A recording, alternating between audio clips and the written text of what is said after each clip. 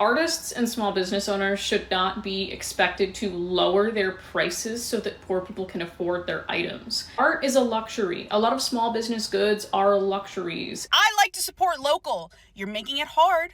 They're making it hard for me. All these local places like near me, when I go in there around 11:05, 11:10, first thing the guy says to me is like, dude, we're not ready yet. Dude, you specified that 11 o'clock was the time that you guys were open. Okay, so today we're going to be taking a look at small businesses. I don't think I have to tell you with how expensive everything has gotten in today's world, these family-run places are not doing well. However, this is for more reasons than just price. We have declining quality of items. Some businesses are lying and scamming their customers, along with certain things that just don't need to be shared on social media, overall hurting their reputation. We have a ton of stuff to go over today, along with comments from you guys from previous videos. So if you want to be featured on a future video, leave in the comments down below. But let's just jump right into it.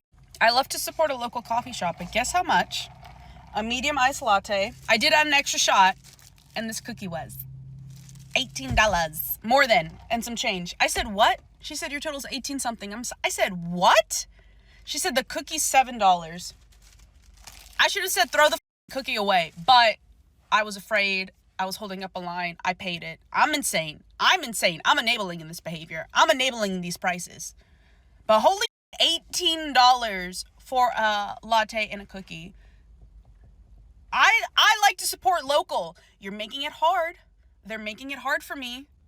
Okay? We could go right over to the comments. The drink was $11, and rarely is the coffee ever good. And they'll ask for a 20% tip on top. The creator responds, oh, they sure did. Now we have an entire segment in this video talking about those niche coffee shops, but we can move on to what the reality is today for most people, not having too much expendable income. So when you see clips like this and prices that are overall pretty high, you can't be too surprised that the sales aren't flooding in. Temu is putting our slime shop out of business. Well, not yet, but they are affecting our sales. Temu and Chinese-made slimes are way cheaper because their slimes are mass-produced in giant factories with low-quality ingredients, minimal safety checks, and sometimes unfair labor practices. Sure, it's cheap, but it rips, it dries out fast, and it smells. It's really not great most of the time, and on the other hand, our small slime shop is family-owned, and each batch is made by hand with charms, scents, and creative textures that all cost a lot to the manufacturer. With tariffs and increased costs from shipping, small slime shops that handmake their slimes are slowly being squeezed out of the market. Hopefully the customers can see the effort me and many other small slime shops are making to be unique and creative and choose to purchase from us instead of the mass-produced slimes. Okay, so at least with my opinion, I am not into slime whatsoever. That was kind of a hard watch. It's like negative ASMR to me. All those sounds are like nails to a chalkboard. But we could go over to the comment section. Yeah, because everyone has $20+ to spend on activated glue. It's slime, glue, and activator. I'd rather go to Temu than buy some handmade expensive slime that looks the same. Low-key thought all the slime shops went out of business after 2020. I don't know how popular it is today. I do remember seeing some of those shorts and TikToks during COVID, so that could be a problem with these products now across the board. They could be a fad product like the fidget spinners years ago. Now you don't see them anywhere anymore on top of these high prices. I understand that you put effort into this, but you have to be realistic with people who are going to pay. $20 for one 2-ounce slime is crazy. Small businesses like this are very expensive. Not everyone can afford $20 for slime that'll go bad in a month. And another one right here, this reminds me of the Walmart heart cake drama. If you don't know what that is, several months ago there were some TikTok bakers that made some videos blasting everybody for buying cakes at Walmart. Small birthday cakes to heart shape were pretty cheap. I mean like 10, 20, 30 bucks. When those same bakers were charging double or triple the price and making it seem like it was everybody else's fault but themselves. Because as I'm going to say over and over in this video, people's wallets are pretty tight nowadays. But that is a good transition into the next clip.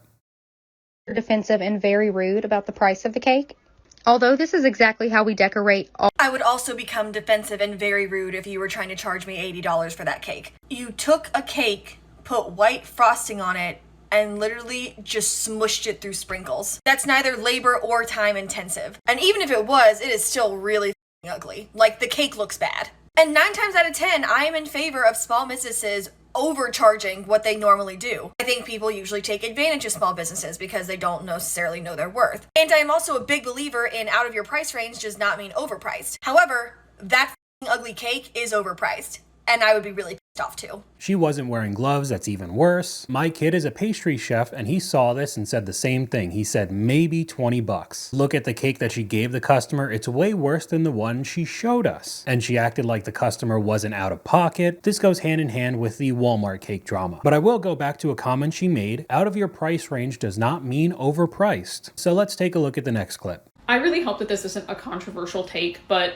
artists and small business owners should not be expected to lower their prices so that poor people can afford their items. Art is a luxury. A lot of small business goods are luxuries, and artists and small business owners need to make living wages too. Living wages means living wages for everyone, even if that means that you can't afford their work. There's a difference between something being overpriced and something being out of your budget. Okay, right off the bat, calling your potential customers poor because they thought your items were priced too high is crazy. But okay, that's fine. You're not going to lower your prices because I have to survive out in this world too. But if you're getting no sales from anybody, you're making absolutely no money. And she said art is a luxury and small business products are a luxury as well. So you can't be surprised in this economy when your sales are tanking. We got another comment from you guys right here. It's the entitlement for me. I didn't ask you to start a small business. I'm not obliged to support you. I'm willing to spend more money for personalization and higher quality, but I'm not spending my hard-earned money on Temu crap and terrible customer service. We'll talk about that a little bit later, but these clips up on screen go hand in hand with the last one. If buying art or products from small businesses are such a luxury, you're going to see a lot more videos like this when you guys flooded our comment section with a For You page is too local, but the dining room is empty. How I feel spending every last penny I have on small businesses just to get 0 sales. Me after wasting hundreds of dollars and all my money on supplies for my small business that I thought was going to be successful and getting no views and no orders. I asked you guys in an older video as well, do you see small businesses having a tough time where you live? Many small businesses have started selling things from Shein or Temu at an insane markup. Why would I buy that when it's literally on Temu? It used to be worth buying from small businesses when it was handmade. Everything is made in China, not worth it. I do still remember that clip that we watched from Nantucket. It was a super wealthy area with all those ridiculously expensive boutique stores, and it was littered with Amazon and Temu dresses that you could legitimately just look up on your phone. It was the exact same thing. They weren't even really hiding it. I live where tourism has a major impact on our economy. Almost all small businesses are overpriced, and if you look at what they sell, it says made in China. Locals know to stay away. All of them, it's sad. Local hipster coffee shops are about $8 a coffee. No idea how they're still open. I went to a small store to make a purchase. I looked around for assistance, but all the employees were on their cell phones and had no time for me. I left the store and made a purchase at a large chain store instead. The small store went bankrupt and closed a few months later, but the chain store is still in business. Has anyone been prompted to tip when ordering desserts online? I need to tip when ordering a pickup. The $28 pies are now $40. I can bake myself, but I wanted to support a local business. The note by the tip section stated, "This is how you support us and our employees." Silly me thinking my business was good enough. I decided to order elsewhere.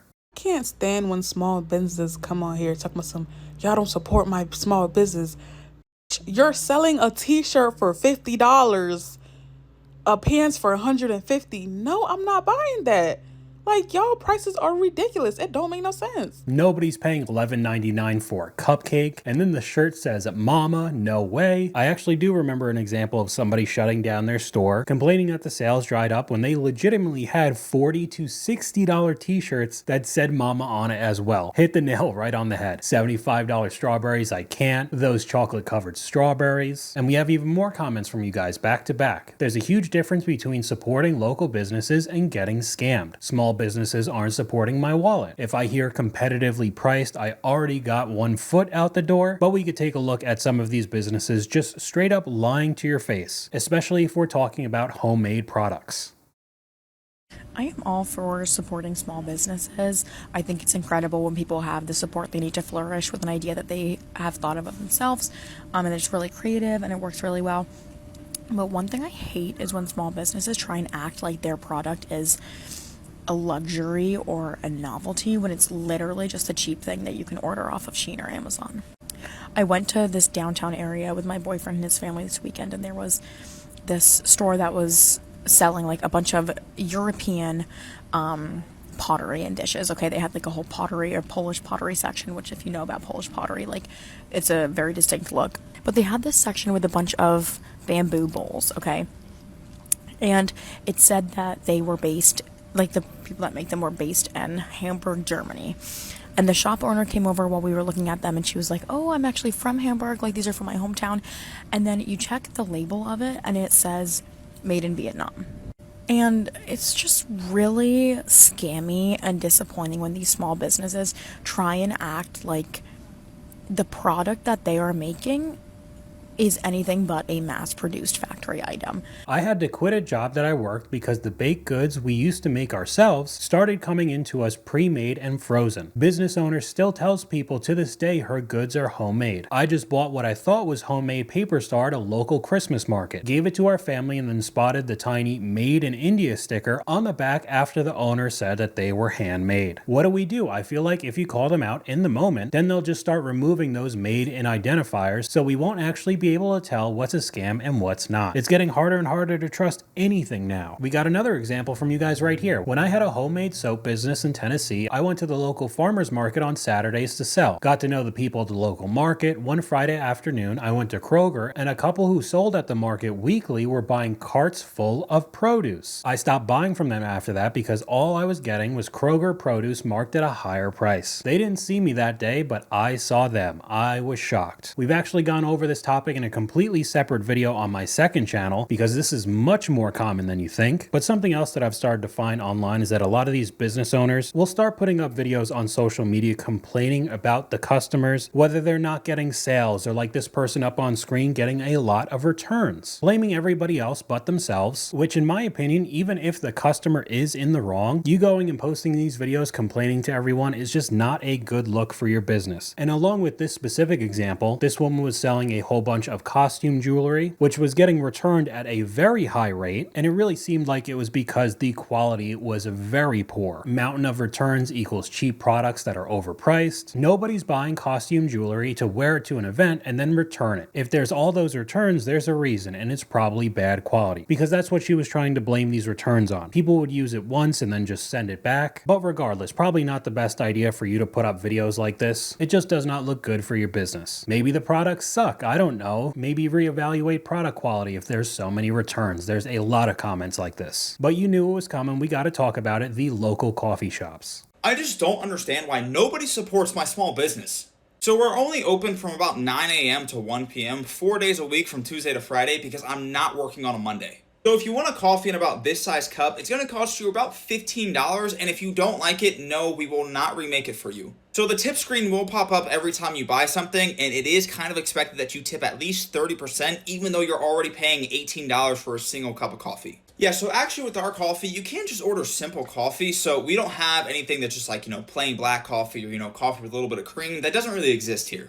So if you do want oat milk, it is an extra $4.50, but that's up to you. Yeah, so we actually don't have any bathrooms here either. So if you do need to use the bathroom, you can go down the street. There's a few shops there, but not here. And we also don't have any Wi-Fi here, so please do not ask me if we do. But to see our menu, there's a QR code you're going to have to scan, or you can go on our Instagram. It's posted there as well. So we don't like to call ourselves a coffee shop. We more so like to say we're a roasted bean experience. It's with sad news that we report that we're closing next week. It's difficult to compete financially in these hard times. That same business in 2 months. I'm always convinced that all they do is launder money. The random Facebook posts, we're open today. We'll be serving customers from 10 to 3. Don't forget the perfectly honest review followed by the owner's response saying our employees are rock stars and doing their best. Stop trashing all small businesses. But apparently in this next clip, you're not charging enough. Your prices need to be even higher. Your coffee shop sucks because you're charging 2017 prices in 2025. Losers. So why is your coffee so expensive? It's not expensive. It's just not priced like it's 2017. So my shop sucks because I'm undercharging. Pretty much you can't run 2025 margins on 2017 prices. But won't customers get mad if I raise them? Customers are going to get mad no matter what, but you still need to make money. The economy's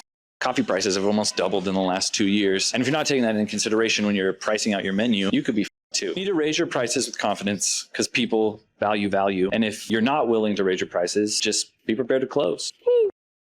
Now I get it, the price of the goods, the materials have all gone up drastically. But if you are going to raise the prices similar to the first clip, with the coffee and cookie that cost 18 bucks, you're going to lose a significant amount of customers. Be prepared to close. Coffee shops are competing against making the coffee at home now. I can make a whole week's worth of coffee for the price of one of your coffees. Not spending $5 for an espresso shot or a small drip, babe. And here's the result of what he was saying. So bored, no one's coming in. Just a completely empty coffee shop. Here's another one. Work so empty, I'm comfortable making TikToks out in the open. Now this could also feature in the series on my second channel, with people getting fired because of their TikToks at work. Probably not the best thing to do overall, but again, a completely empty coffee shop during the day.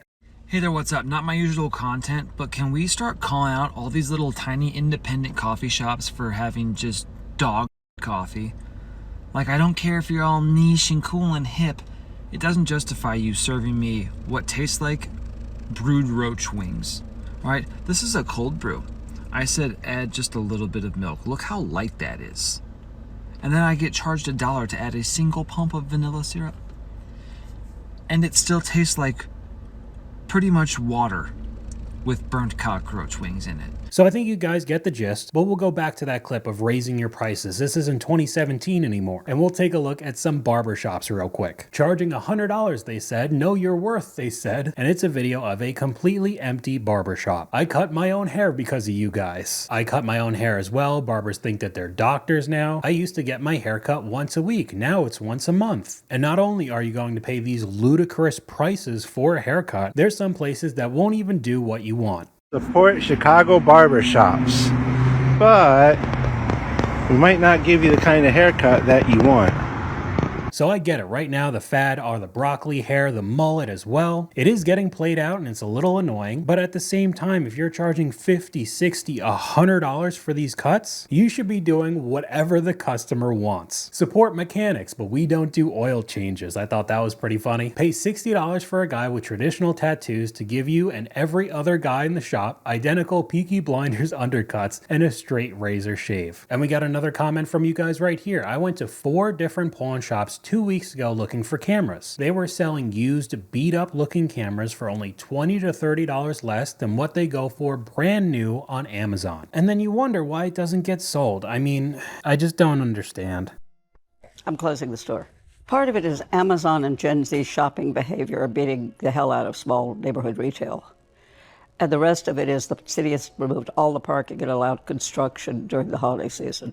So we're hearing all about this small business helpfulness, but none of it's happening for us.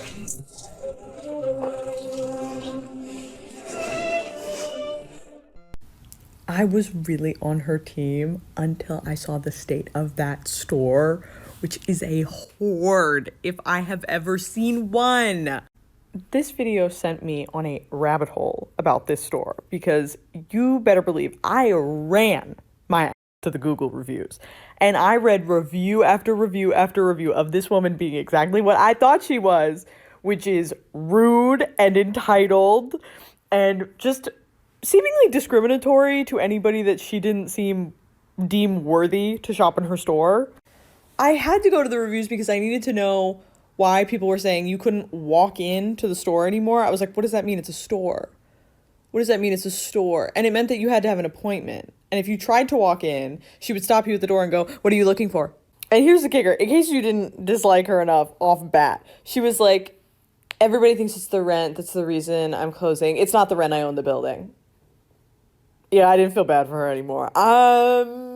I don't feel bad for you anymore. This is the store's working hours, by the way. Thursday, 12 to 6 p.m. Friday, 12 to 6:30. Saturday, 12 to 6. And Sunday, 1 to 5. That's it. Monday, Tuesday, Wednesday, closed. But yeah, it's Gen Z's fault in shopping online. Not that your store looks like a hoarder's paradise. Also, no one's buying vintage cookware off of Amazon because that's what she was selling. A lot of old decorations and cookware. I lived by this store for 2 years. The hours were erratic. Never open when I walked by. The one time it was open, I was like, oh no, this is a mess. Thrift stores act like they still don't need to organize and curate desirable merchandise. I don't know, to me that seemed like more of her hobby instead of an actual business. But we can move on to some people talking about working for these small businesses. Support small business all you want, but don't work at one, okay? Don't do it. Ah! That's how it feels to work at a small business. Just so you know.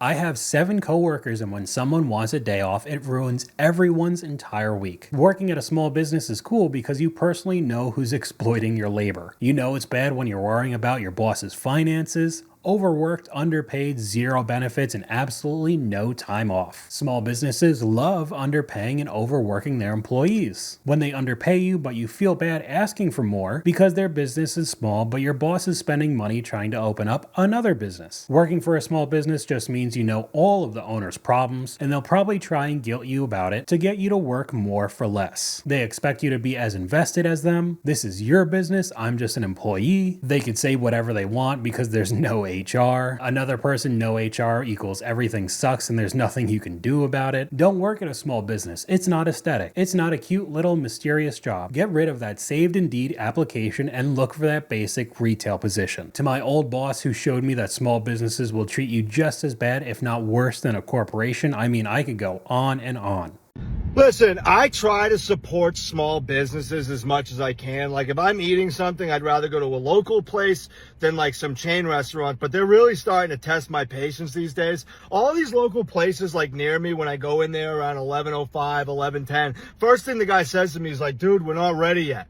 It's like, it drives me nuts. It's like, dude, you specified that 11 o'clock was the time that you guys are open. There's no reason why I'm on time and you're not on time.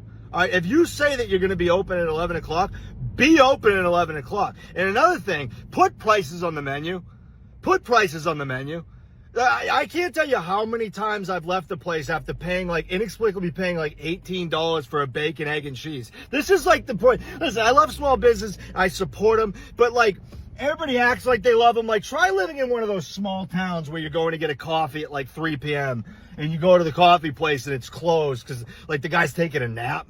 We're not really open yet, and don't forget the QR code menus and the 3% processing fee they add on. And we got another comment here from you guys. I'm an attorney and have represented a large number of small businesses over the years. I find that the major reason that small businesses fail is that their owners are not very good business people. They either don't provide a good value at a fair price, or simply they're not very good at handling money. Many simply don't understand what it really takes to run a successful business, and then blame others for their failures. I think this goes hand in hand with the next clip. I feel like everybody's seen this business before, wherever you live around the world. You ever have like a store open up in your town, you just know they're just not gonna make it, and you just feel like empathy for them because you see them pouring their heart and soul into it, but you just know like this thing's not sticking around.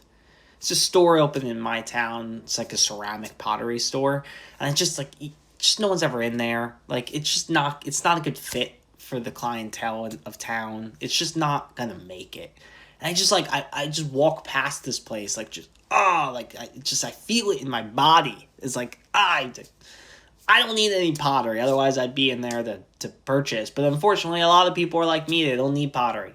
And it's just how are you going to make that work? Oh, you mean like the cold cereal bar in my tiny town in Appalachia. There's a boutique that was briefly open in my town that exclusively sold those epoxy ocean charcuterie boards. Every single store that's been rented by a woman selling tumblers, beaded pens, t-shirts, and bedazzled anything. I had one of those friends who got the bright idea to move to Portland and open up a microbrewery. Dude, you're about 15 years too late. We recently had 5 people open up a dirty soda shop in my town of 25,000. Not only is dirty soda a fad that'll wash away soon, but the Sonic didn't even make it here. What makes you think coffee creamer in my Dr. Pepper is gonna last? A loaded baked potato bar opened near me. No surprise it closed because they were offering baked potatoes with toppings like shrimp for $25. Some of these examples do sound like a hobby or a dream of theirs, not an actual thought out business plan that'll work long term. And I don't know, I mean, I guess it's just gonna keep happening. Now we can go over to one that if you know anything about the gaming scene, DKOldies is a company that sells refurbished items, controllers, gaming systems, video games, you name it, and they've definitely had their fair share of problems, but we'll run this clip first. To the people saying that it's overpriced. So let me explain how it goes. Right now, this is normally the slow time here in our shop, so we don't have as much stock on hand. But when things started blowing up for us just in the past few months, we had to go out to refill our supply. When we have to be buying like that, kind of in a frenzy, we'll wind up having to pay more for the items, which means we have to list them for more.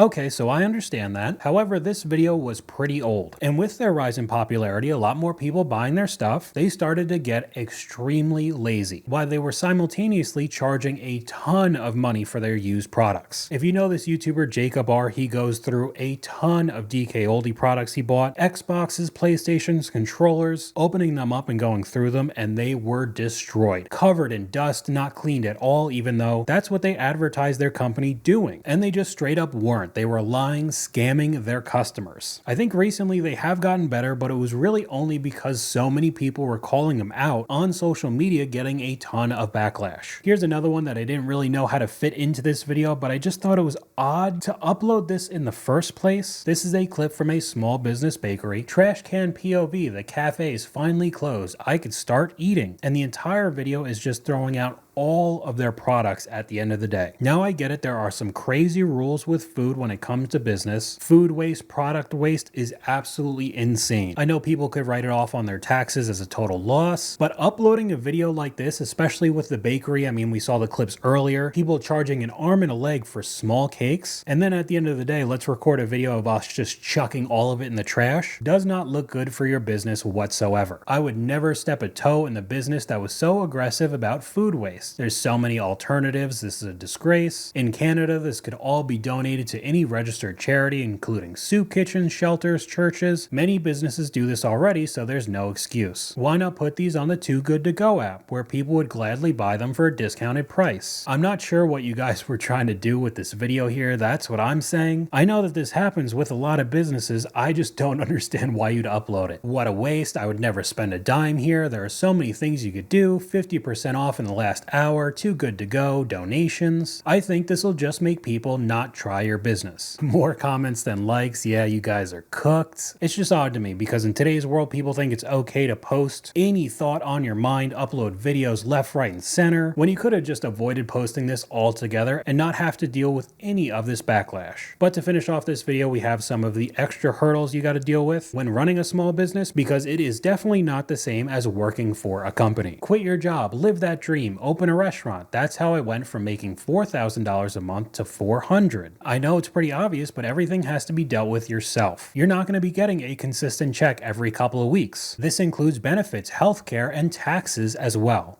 If you sell a Depop or Poshmark or eBay or anything like that, just to let you know, you have to pay taxes on that. Yeah, you will be getting something in the mail for taxes or email for taxes.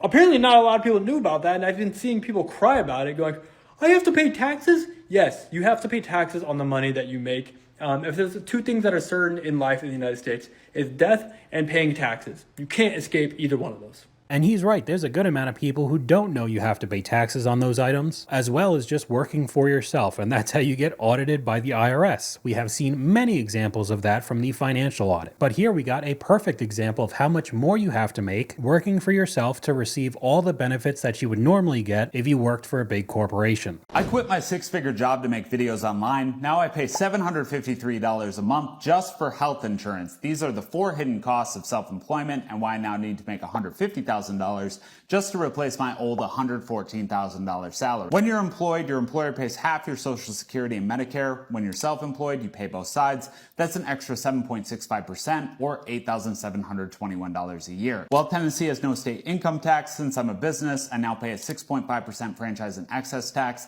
That's another $7,410 a year. My old employer used to match my 401k at 6%. I want to replace that myself. That's $6,840 a year. And finally, the ones that shocked me the most, insurance.